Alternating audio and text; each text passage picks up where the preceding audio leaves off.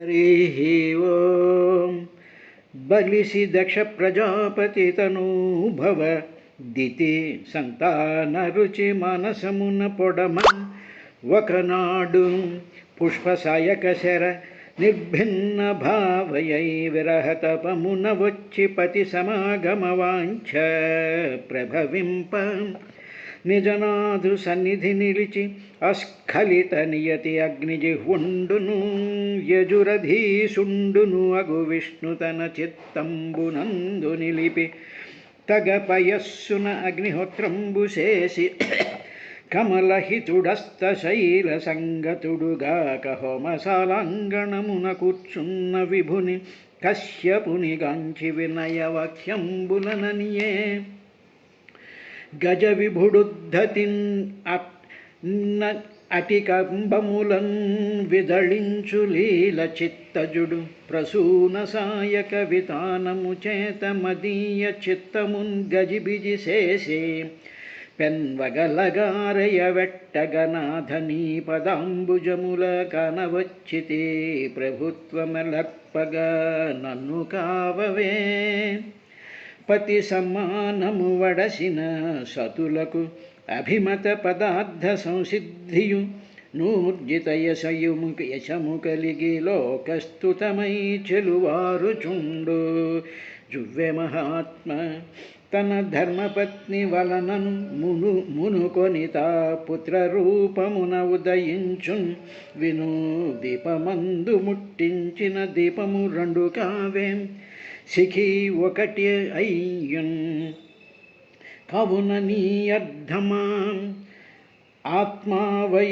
పుత్రయని వెదతతులుం తొరిన్వా విరి పలుకగ వినవేధీవరనను కావు మతిక దీనం కరుణం వర కరుణామతిందుహిత వత్సలతం తనరారు నట్టి మద్గురుడొక నాడు మమ్ము తన కూతులనందరబిల్చి మీ మనోహరు నెరిగింపుడెత్తు కమలాననలారయటన్ననందులో పురుషవరేణ్య ఏము పదము గురము అర్మిలి నిన్వరింపమే. హరి ఓం దితి దాక్షాయణి క్షత్తన్మారీచ్యం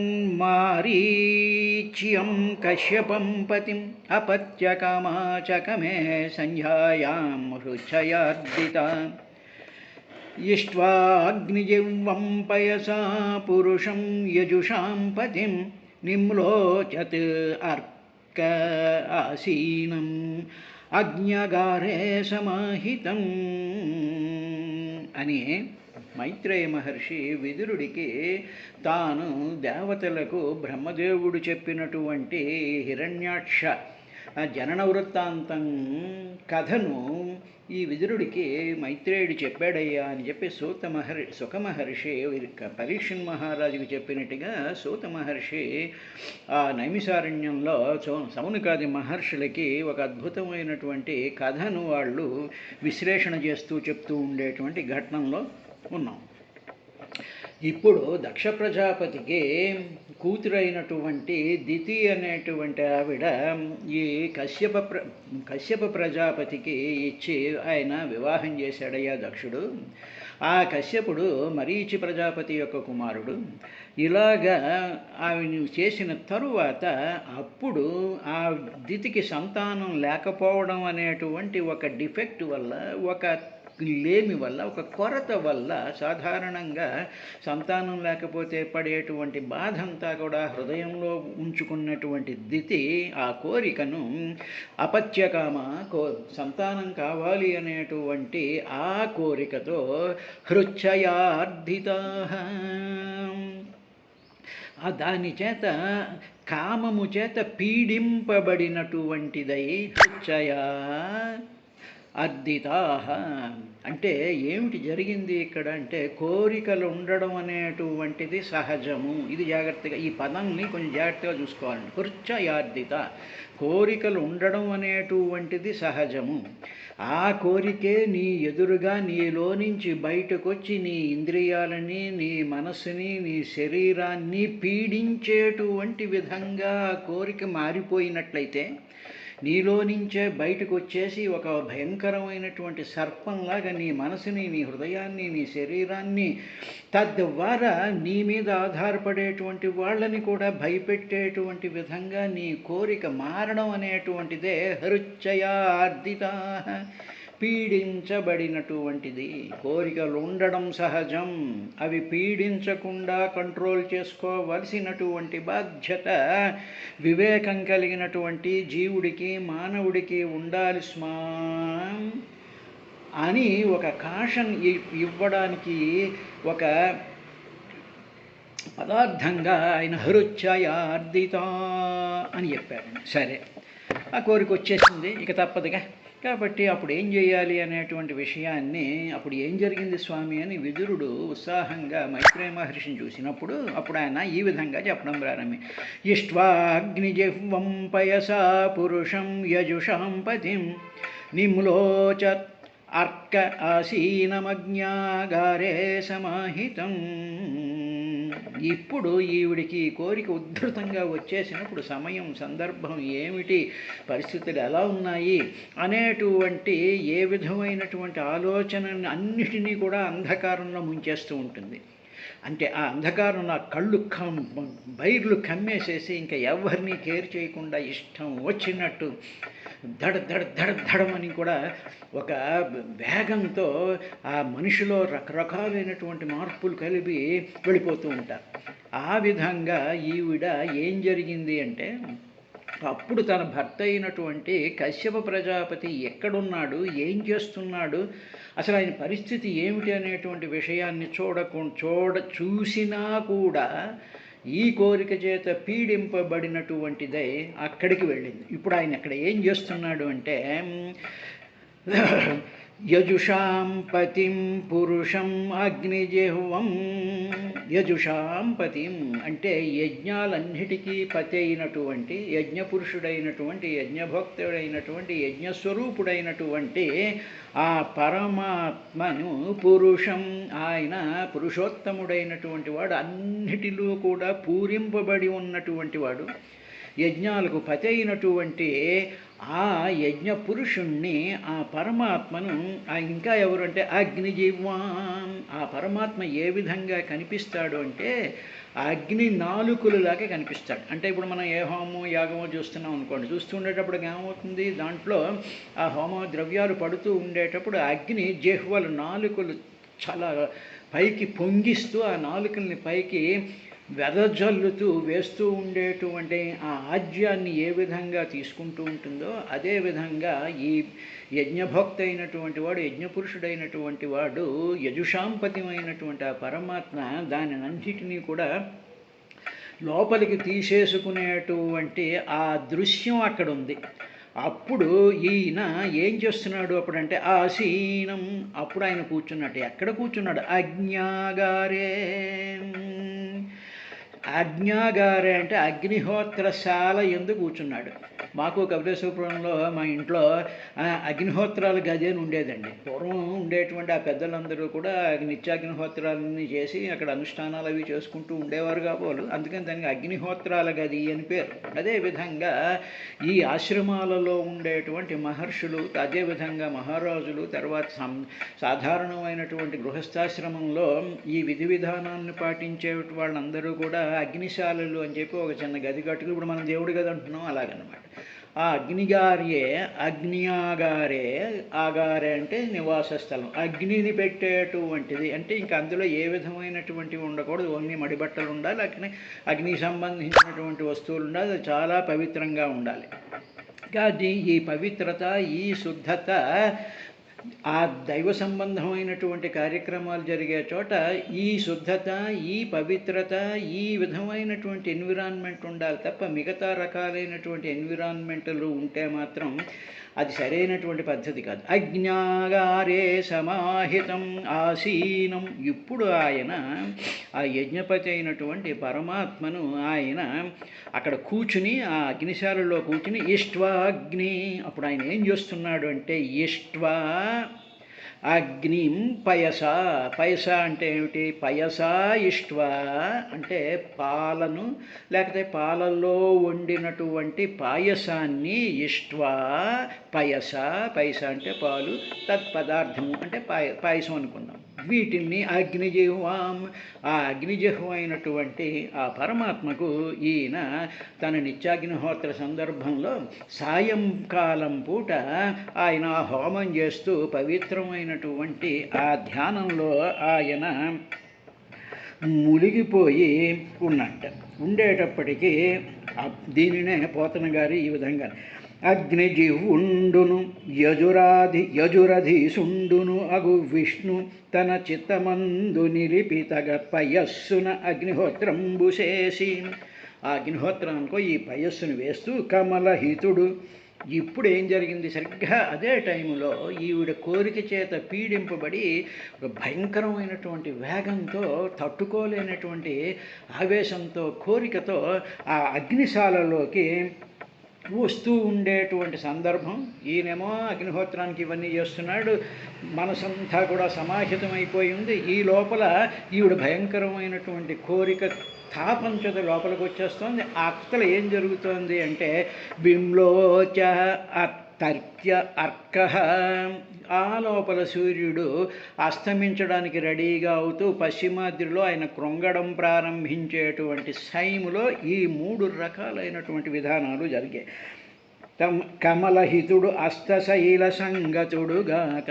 ఆ అస్తశైలం అంటే పశ్చిమాద్రిలో ఆయన లోపలికి వెళుతూ ఉండేటువంటి సమయంలో హోమశాల అంగణమున కూర్చున్న విభుని కశ్యపునిగాంచి వినయవాక్యములననియే. అప్పుడు ఈవిడ అటువంటి పరిస్థితుల్లో ఈ విధంగా మాట్లాడడం ప్రారంభించింది. అంటే ఇప్పుడు చెయ్యకూడనటువంటి పని ఆ టైంలో మాట్లాడుతుంటాం. ఉదాహరణకి మనం ఏదో సంధ్యావేళ వెళ్ళాం అనుకోండి, ఏ గుడికో లేకపోతే ఒక పవిత్రమైనటువంటి స్థానంకి వెళ్ళాం అనుకోండి. అప్పుడు అందరూ నమస్కారాలు పెట్టుకుని ఇవి చేస్తూ ఉండేటప్పటికి హలో బాగున్నారా, హ్యాపీ ఫ్రెండ్షిప్ డే, మీ అందరూ సుఖంగా ఉండాలి, హ్యాపీ బర్త్డే, ఇటువంటి మాటలు ఉన్నాయి చూసారా? అవన్నీ దోషపూరితమైనటువంటి మాటలు. అవి ఆ మాటలు అటువంటి ప్రాంతాల్లో మాట్లాడకూడదు. ఇప్పుడు ఈవిడ వచ్చి అంటే ఈ దితి సంబంధమైనటువంటి మనోతత్వాలు ఉండకూడదు స్మా అని భాగవతంలో మహానుభావుడైనటువంటి వ్యాసమహర్షి మైత్రేయుడి ద్వారా విదురుడికి చెప్పిస్తూ ఉన్నాడు. అప్పుడు దితి ఏమన్నది అంటే దితిరువాచ. అప్పుడు ఆవిడ ఏం మాట్లాడింది అంటే ఏష మాం త్వత్కృతే విద్వన్ కామ ఆత్తశరాసన దునోతి దీనాం విక్రమ్య రంభామివ మతంగజః అని తన యొక్క మనసులో కలిగినటువంటి అలజడి, అది అన్కంట్రోలబుల్ డిజైర్ యొక్క ఎక్స్ప్లోషన్. ఎన్ అన్కంట్రోలబుల్ డిజైర్ ఎక్స్ప్లోడెడ్. ఎటువంటి పరిస్థితులు? అటువంటి మహానుభావుడు, మహాతేజస్సంపన్నుడైనటువంటి వాడు, నారాయణుడి స్థితిలో ఉన్నటువంటి వాడు, అటువంటి సందర్భంలో ఆవిడ ఈ విధంగా మాట్లాడి, ఓ విద్వాంసుడా, సమస్తమైనటువంటి విద్యలు తెలిసినటువంటి ఓ మహానుభావ, ఈ మన్మధుడు ఏం చేశాడంటే ఈ ధనస్సును ఎక్కుపెట్టి, నా మీద ధనస్సు ఎక్కుపెట్టాడు మన్మధుడు. ఎక్కుపెట్టిన తరువాత అప్పుడు నాకు ఆ మన్మథ బాణాల యొక్క తాటికి తట్టుకోలేక నీతో పొందుకోరడానికే, నీతో సమాగమం చెందడానికి I wanted to have an intercourse with you అని దీనురాలే ఇక ఏమీ చెయ్యలేక, ఏడుపుతో ఆ కోరికను తట్టుకోలేక, ఆ కోరి యొక్క ఆ ఉద్రేకాన్ని భరించలేక నీ కోసం ఇక్కడికి వచ్చేసాను నేను. అది దీనురాలై ఉన్నాను నేను. I'm unable to control my self అని ఇంకా ఒక డేలా పడిపోయినటువంటి నా మీద ఎలా ఉంది అంటే, పరాక్రమించినటువంటి ఏనుగు ఆ అరటి బోదెలను ఏ విధంగా పీకేస్తుందో అలాగా మన్మధుడు అనేటువంటి ఏనుగు అరటి చెట్టు లాంటి నన్ను చాలా ఉద్రేకపరిచేస్తూ ఉన్నాడు అని చెప్పి తనలో ఉండేటువంటి అన్కంట్రోలబుల్ డిజైర్ని ఎక్కడ ఎక్స్ప్రెస్ చేయాలో అక్కడ ఎక్స్ప్రెస్ చేయకుండా, ఎక్కడ చేయకూడదో ఏ టైములో చేయకూడదో ఆ కంట్రోల్ లేనటువంటి స్థితి సాక్షాత్తు దక్ష ప్రజాపతి కూతురికే వచ్చింది అంటే మనం ఒక్కసారి మనం ఒక్కసారి ఆలోచించుకుంటే మనం చేస్తూ ఉండేటువంటి ఈ అన్కంట్రోలబుల్ డిజైర్తో మనం పరుగులు పెడుతూ చేయకూడనటువంటి పనులు, చేయకూడనటువంటి ఆడకూడనటువంటి మాటలు, చూడకూడనటువంటి చూపులు చూస్తూ ఆ పవిత్రమైనటువంటి స్థలాన్ని ఎంత పొల్యూడ్ చేస్తున్నామో అన్నది ఒక్కసారి గమనించుకోవాలి అని చెప్పి భాగవతానికి ఆశనిస్తాం. ఇది అయిన తర్వాత ఇంకా ఆవిడ ఏముందంటే, ఇంకా ఆవిడ అన్నటువంటి మాట ఏమిటంటే, గజవిభుడు ఉద్ధతి, గజవిభుడు అంటే ఆ ఏనుగు, ఉద్ధతి చాలా ఉద్ధృతంతో నన్నటికంబముల్ విదళించులీలా, అరటి కంబాలని ఇలాగా దాని కోపం, దానికి కోరిక జనించినప్పుడు అరటి చెట్లని, ఆ బోధల్ని ఏ విధంగా అయితే ఆ ఏనుగు చేసేస్తుందో అలాగ లీల చిత్తజుడు, చిత్తములో పుట్టినటువంటి వాడు మన్మధుడు. వీడెవడో బయట నుంచి రాడండి, మన మనసులోనే మనకుండేటువంటి కోరికల వల్లే మనం ప్రేమించేటువంటి వాళ్ళని మన ఆత్మీయుల చుట్టూ మనకి తిరగాలి అని చెప్పి రోజు రోజుకి ఆ కోరికని మన మనసులోనే పెంచుకుంటూ ఉన్నప్పుడు కలిగినటువంటి భావములను చిత్తజుడు అంటారు. అంతేగాని వాడు ఎక్కడో పైనుంచి వచ్చేసేసి నీలో దూరి చేయడిది. చిత్తజుడు ప్రసూన సాయ కవితానము చేత, ప్రసూన సాయ, ప్రసూనములు అంటే పుష్పబాణాల చేత వాడు కొడుతున్నాడు. అదేవిధంగా మనకు కూడా అలాగే అనిపిస్తుంది, పుష్పమాలలు లేకపోతే పువ్వులు, తర్వాత రకరకాలైనటువంటి అలంకార సామగ్రులు, ఇవన్నీ కూడా మన కోరికను పెంచుతూ ఉంటాయి. వితానము చేత మదీయ చిత్తమున్ గజిబిజి చేసేం, చాలా గజిబిజి చేసేస్తున్నాడు. I'm unable to discriminate what is good, what is that, whether it can be done at this time or not. అక్కడ చేస్తున్నటువంటి పరిస్థితి ఏమిటి, ఇక్కడ మనం చేస్తున్నటువంటి ఈ కేకలు ఏమిటి, ఈ హలోలు ఏమిటి, ఈ ఫ్రెండ్షిప్ డేల యొక్క ఈ గోళ గందరగోళం ఏమిటి అనేటువంటి ఆ స్థితి సాక్షాత్తు మహాసాధ్యమైనటువంటి దితికే కట్టినప్పుడు మనలాంటి వాళ్ళకి పట్టదు అంటే ఎవరు నమ్మరు. గజిబిజి చేసి పెన్ వగల, చాలా వగచ్చేస్తుంది నా మీద, లోపల ఒక రకమైన వేడి పుట్టేస్తుంది. వెట్టగనాథ, అది ఉన్నప్పుడు ఇక నేను ఎవరితో చెప్పుకోవాలి, నీతోనే తప్ప. నాథ నీ పదాంబజముల కనవచ్చితి, నీ పదాంబుజాలే నాకు ఇప్పుడు కనిపిస్తూ ఉన్నాయి, నువ్వే నన్ను దీని నుంచి రక్షించాలి అని. అదేవిధంగా మనం కూడా అక్కడికి పరిగెత్తినప్పుడు అక్కడ మనం మెచ్చుకున్నటువంటిది తెచ్చుకున్నటువంటి ఆ గురువో, లేక ఒక ఆశ్రమంలో కానీ, ఒక గుడిలో కానీ, ఒక తీర్థయాత్రకి వెళ్ళినప్పుడు ఆ గురువు అది అరేంజ్ చేసినటువంటి వాడి పాదాల మీద పడిపోయి ఇంకా అక్కడి నుంచి నానా గందరగోళం చేసి మనసు గజిబిజి అయిపోతుంది.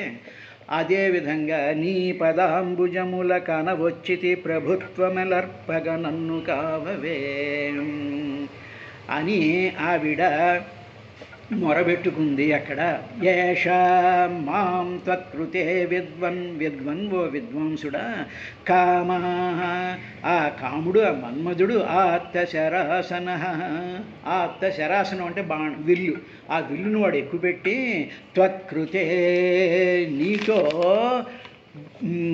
నీ పొందు కోసం అని చెప్పి, త్వత్కృతే నీతో సమాగమం, నీ పొందుకోవాలి అని చెప్పి, దీనాం నేను దీనురాలు అయిపోయాను, my unable to control my self, I have become a slave to that.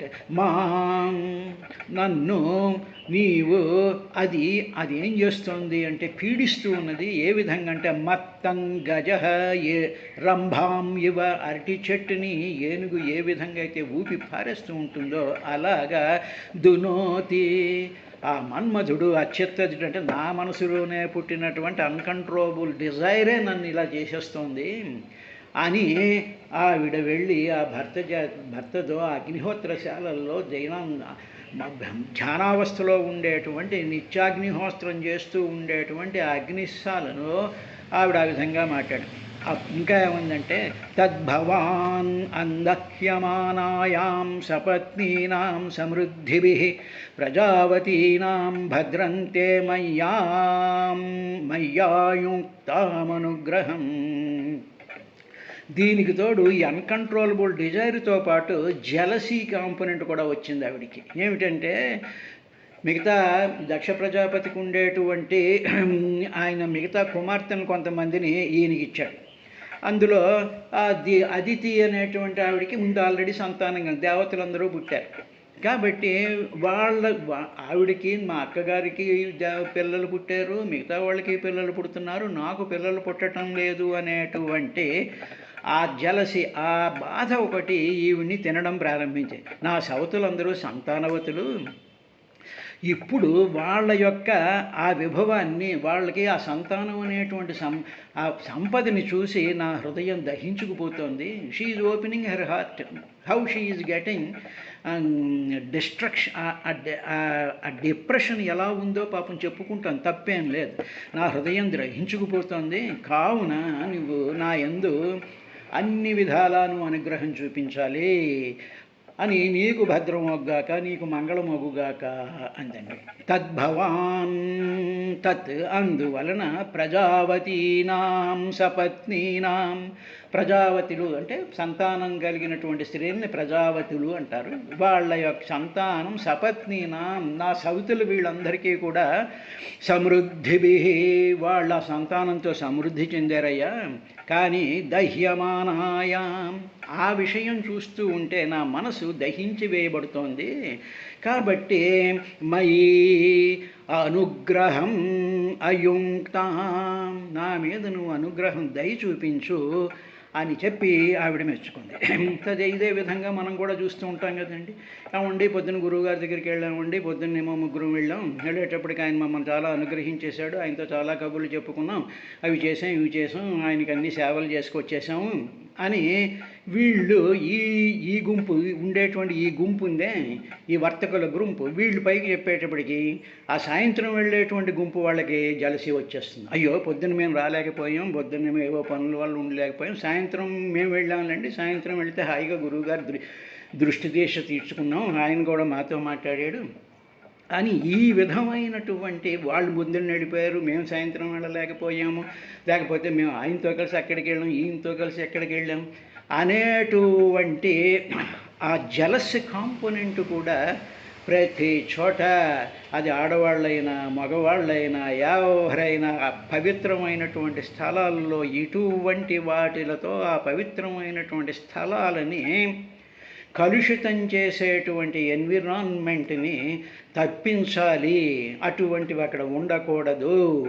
అంటే ఏమిటన్నమాట, an uncontrollable desire plus the jealous attitude అనేటువంటిది ఈ హ్యూమన్ సిస్టంలో, ఈ మానవుల యొక్క బయలాజికల్ సిస్టంలో, మెంటల్ సిస్టంలో, వాటి యొక్క ఆ ఇంటలెక్చువల్ సిస్టంలో ఇవన్నీ ఉన్నాయి. కాబట్టి అవి అలా ఉన్నాయి అని చెప్పి నీవు తెలుసుకుని నీవు చేయవలసినటువంటి ప్రార్థన ఎవరిని, నువ్వు ఆలోచించవలసినటువంటిది ఎవరిని, అంతే తప్ప సాధారణమైనటువంటి ఏవో 4 మాయ మాటలు బక కృంక గృద్రహ అంటాళ్ళండి జడభరతులు వారు చెప్తాడు.